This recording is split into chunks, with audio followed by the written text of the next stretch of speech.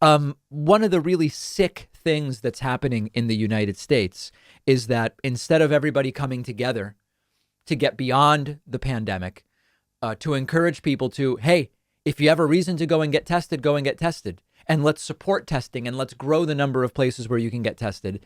There are people harassing those going and getting a COVID test. I'm going to play a clip for you in a moment of anti-vaxxers, COVID truthers, and other types of conspiracists in New York City yelling conspiracy theories at people who are trying to get COVID tests at one of these corner pop-up clinics. Now, we don't know exactly when the clip was filmed. The clip was recently released. But from the way people are dressed, it doesn't seem like it's that cold in New York City. Now, at the same time, a couple days ago, it was in the mid 50s in New York City. So this may be very recent, or it may be a little bit older. We don't know.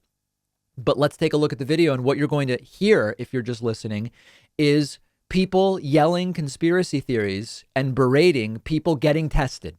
You get tested. Why? So you know if you should stay home and not give this thing to other people. It's a good thing to do. And here are anti-vaxxers and conspiracists attacking those getting tested. Shut it down. These are faulty. The PCR test.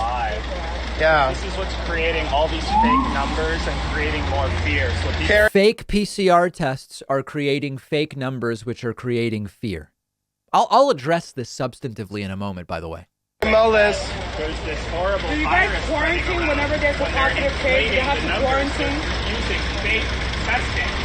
Fake testing to create fake numbers. Look who's Dr. Terry Mullis. You're literally signing your life away for nothing. Do you guys know who's Dr. Terry Mullis, the inventor of the PCR test? Dr. Terry Mullis is Terry Mullis invented the August PCR 2019. test. The test that you are about to take, Terry Mullis said that the PCR test is not accurate at all. It's true. You guys need to look it up. And you cannot use it to figure out if someone has a disease or not. Even if it's positive, it's not an indication. You guys listen to the person that invented your test? You guys listen to the person that invented the PCR test? They don't even know who made the PCR test. Wow. They don't know who Dr. Terry Mullis was. They don't know who he was. This is adding to fear and propaganda. You're pushing fear and Getting tested leads to propaganda. Propaganda. That's right. And a positive test doesn't mean that you're sick. Oh my God, there's a bajillion cases. I wonder where all those bajillion COVID cases came from. It came from a fake test. Getting a medical procedure on a dirty, rat-infested Manhattan street corner. Getting a medical procedure. Carrie Mullis, Carrie Mullis, Carrie Mullis, Carrie Mullis, Carrie Mullis, Carrie Mullis, PCR maker. Carrie Mullis, Carrie Mullis. All right, so you get the idea. Obviously, police should be called in these situations. And there's a bunch of different things to talk about. First of all, if you believe in my body, my choice, leave people who want to get a test alone. Don't harass them. Let them get a test. Nobody's forcing you to get a test. What happened to my body, my choice? But let's address substantively what they're talking about, because I keep getting emails about this as well, saying the inventor of PCR said the PCR test isn't accurate. Let me explain to you exactly what is the truth about this, because it has been misstated and misstated and misstated. A PCR test measures the presence of certain viral proteins. Okay. It is true that I could imagine that someone coughs on me who has COVID. Okay. I breathe in some viral proteins and they are now in my nose. I get swabbed. The swab is tested and it's positive for viral proteins, but I'm triple vaccinated.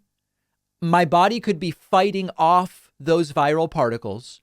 And the viral particles, thank goodness, don't replicate and I don't get an infection.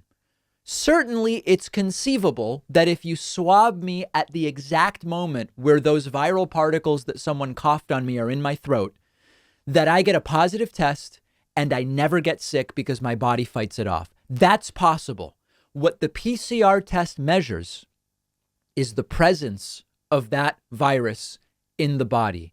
It can't definitively tell you, are you sick with COVID? Do you have an active contagious infection? Or did you have just enough viral particles in your system to trigger a positive test and then you didn't actually get sick? That's true.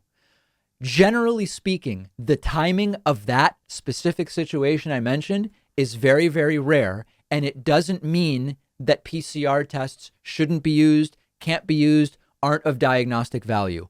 It is true that you could have the presence of virus and not be actively infected. It's a very small portion of people, and it's not really relevant to testing strategy in the way that these people want it to be. Now, unfortunately, this anti-testing stuff is actually spreading. In Florida has a pretty wacky Surgeon General, Joseph Ladapo. He says it's time to unwind this testing psychology prioritized by the federal government. You don't need to go and get he's saying do less testing. Don't be so worried about going and testing. Here he is. We're going to be working to unwind the sort of testing psychology that our federal leadership has managed to, unfortunately, get most of the country in over the last 2 years. Right. Testing problem? Now, the federal government is making too many people want to get tested. Let's unwind it. We don't need tests and we don't need testing. Wow, what a strategy. By the way, have you seen Florida's numbers? We need to unwind this testing sort of